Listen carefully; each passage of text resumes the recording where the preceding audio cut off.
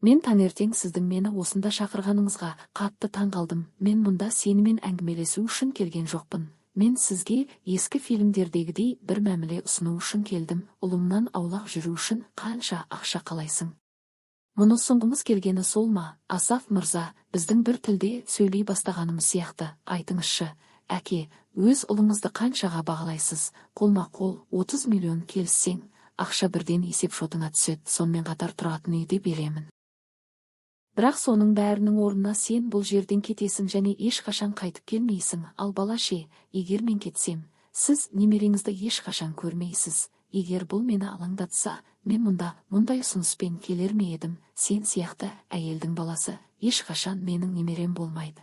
Жауабың қандай? Менің жауабым келіспеймін. Көбірек қалайсың ба? Сенің айтпағың осы ма? Әрине, егер ферманға тұрмысқа шықсаң, одан да көп аласың. Солай ма? Мен сіздің ұлыңызға тұрмысқа шықпаймын. Ұлыңыз да, ақшаңыз да өзіңізде қалсын. Маған ешкімнің керегі жоқ. Мен баламды өзім дүниеге әкелемін. Және өзім қараймын, жедел жәрдем керек. Мен есімнен танып қалатын шығармын.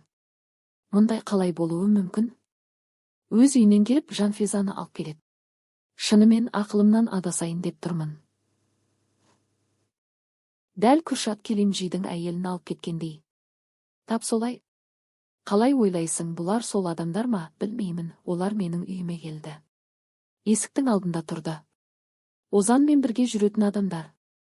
Мұнда оның қандай қатысы бар? Сол баяғы жұмыс. Сол баяғы фотолар. Құпия бөлмеде де сол фотолар болды.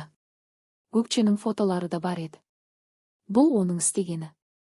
Ештеңе өзгермеген. Бұрын Борис еді. Қазір Озан, енді Озан Бористің орнын басты ма? Ол сенің орныңа өтті. Түсінсеңші, балам, ол тіпті Селимді түрмеден де ұрлап әкетті ғой. Біз Күршатпен бірге әрекет етуіміз керек. Көмек қажет. Әке, сенімен сөйлесуім керек. Жақсы, балам. Маған да сенімен сөйлесу керек. Отыр, бері кел, бұл болған оқиғалар мені қатты сілкіндірді. Мен көп ойландым да бір шешім қабылдадым. Мен сен үшін және Эфсани үшін қазір-ақ той жасаймын, не? Біз үйленеміз бе? Дайындықты бастай бер. Бала құжаттарын алмай тұрып, сендер үйленесіңдер. Әке, мен саған бір нәрсе айтқым келеді. Сен еш нәрсені дұрыс істей алмайсың, пайдаң да шамалы. Бірақ сонда да сен менің ұлымсың. Мен сені жалғыз қалдыра алмаймын. Мен сендер үшін мына есепшотты аштым. Бұл өмір бойына жетеді. Қандай есепшот? Мен үшін және Эфсани үшін бе? Ал сен маған не айтқың келген еді, әке? Мен саған не айта аламын? Алла сенен разы болсын. Мен сені өте қатты жақсы көремін, әке. Сен мені не үшін осында шақырдың? Біз мұнда не істеп жүрміз? Қара, Озан, мен сенің мұнда жай ғана ұл болып жүру үшін келмегеніңді білемін. Сен Рашидтің қолында өстің. Оның қызын алдың, сен мұны қайдан білесің? Мені бағалама. Мен де оңай адам емеспін. Рашид саған бәрін зорлап істеткізді ме? Бұл тақырыпты жап. Біз бұл туралы сөйлеспейміз, мен сенің әкеңмін. Әке ретінде сенің қиналып жүргеніңді, ішіңде ауырсыну бар екенін көріп тұрмын. Мен тек көмектескім келеді. Егер бәрін маған айтсаң, мен саған көмектесемін, әке. Не болды? Неге дәл осы жерде кездік? Мен саған көмектесемін. Тіпті өзім көтеріп жүремін, өзің көтересің бе? Махир, Жанфеза қалай? Ол күдіктеніп жүр. Аздап ойланып қалды. Біз оны өз-өзіне келсін деп сыртқа шығардық. Жақсы, бірақ мен қызымды білемін. Ол уайымдап жүр, бірақ білдіртпей отыр. Уайымдама.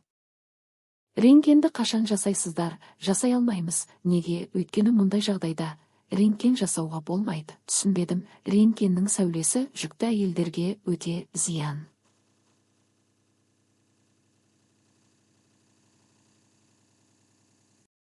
Сіз жүкті екенсіз, рентгенге жібермес бұрын жүктілікке күдік бар ма деп сұраған еді. Сіз білмеймін дедіңіз.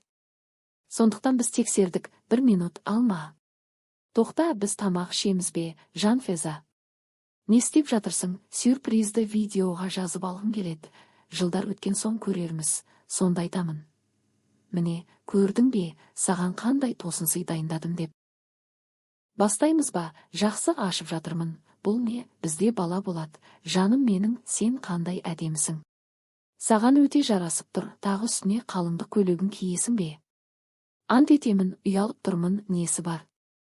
Бұл сенің алғашқы қалыңдық көйлегің ғой, айналшы. Жаным, өзің жарқырап тұрсың, жұлдыз сияқтысың, өте әдемі. Той көлігінің үстіне де жазу жазайық.